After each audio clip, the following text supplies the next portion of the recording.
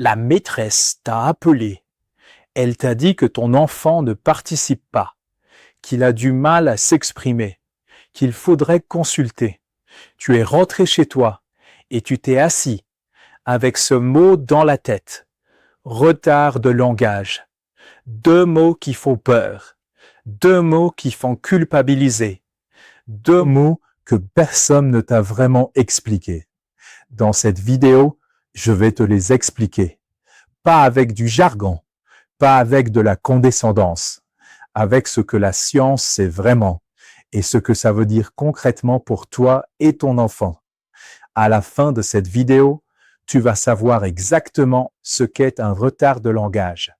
Tu vas savoir comment reconnaître les signes réels. Tu vas savoir ce qui le cause vraiment et tu vas avoir des actions concrètes à commencer dès ce soir. Reste jusqu'à la fin, parce que la partie sur ce que tu peux faire à la maison, c'est la partie que personne ne te donne. Commençons par une question fondamentale. Qu'est-ce qu'un retard de langage? Un retard de langage, c'est quand le développement de la parole et du vocabulaire d'un enfant est significativement en dessous des repères attendus pour son âge. Significativement, ce mot est important, parce que tous les enfants ne se développent pas au même rythme. Il y a une zone normale, large, dans laquelle la plupart des enfants évoluent. Et puis, il y a des cas où l'écart est suffisamment important pour mériter une attention particulière. Voilà les repères que la science a établis. À 12 mois, un enfant devrait dire au moins 1 à 3 mots reconnaissables. Maman, papa, non, encore. Il pointe du doigt ce qu'il veut. Il imite les sons que tu fais. À 18 mois, il devrait avoir environ 20 mots et il devrait comprendre beaucoup plus qu'il n'en dit.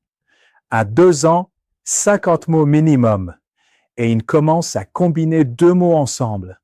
Encore jus, papa parti, moi veux. À 3 ans, des phrases de 3 à 4 mots. Je veux du lait. Papa, il est où? Moi, j'aime pas ça.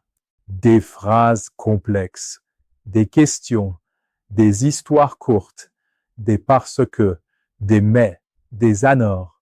Si ton enfant est significativement en dessous de ses repères, c'est un signal, pas une condamnation, pas une étiquette définitive, un signal.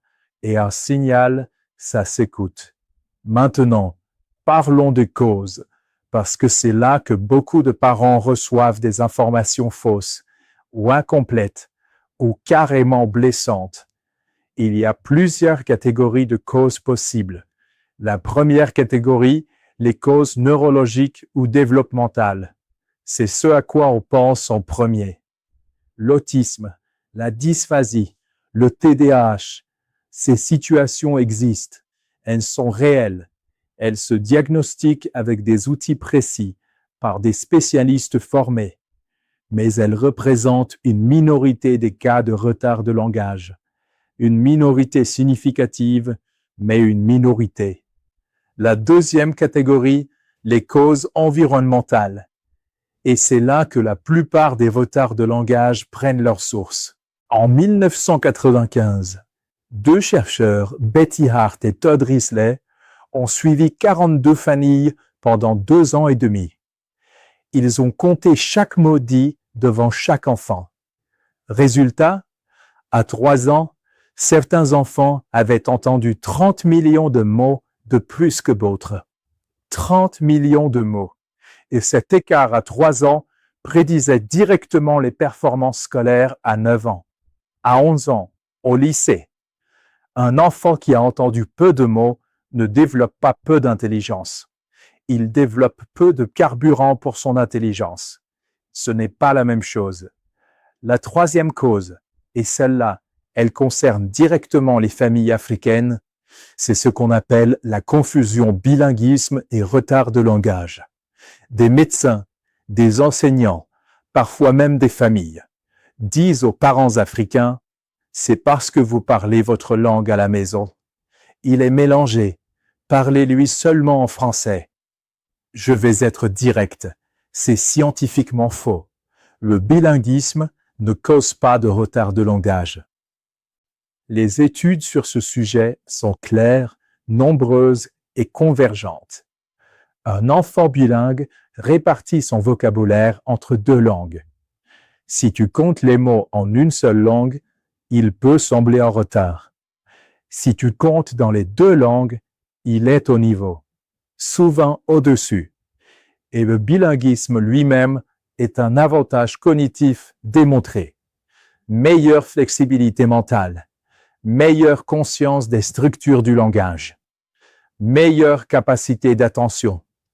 Continue à parler ta langue à ton enfant, sans culpabilité. Maintenant, la partie que personne ne te donne.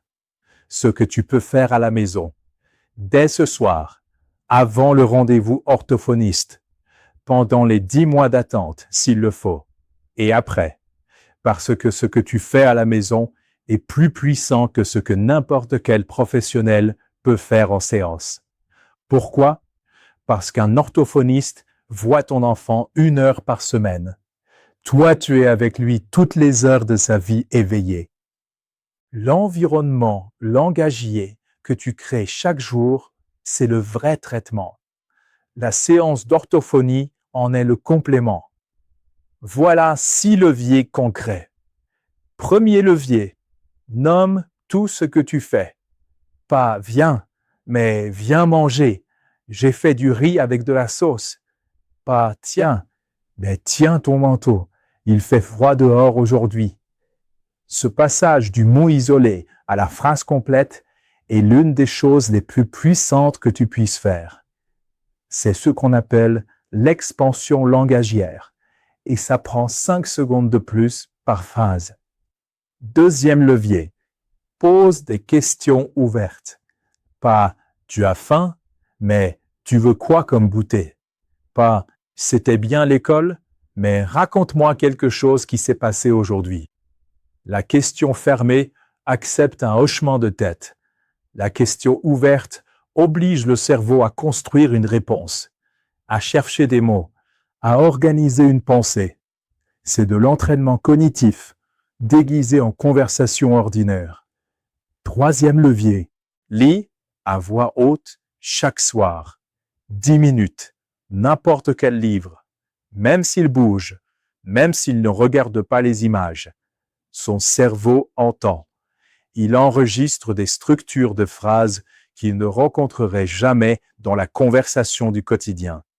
Des mots de niveau 2, les mots qui font la différence à l'école.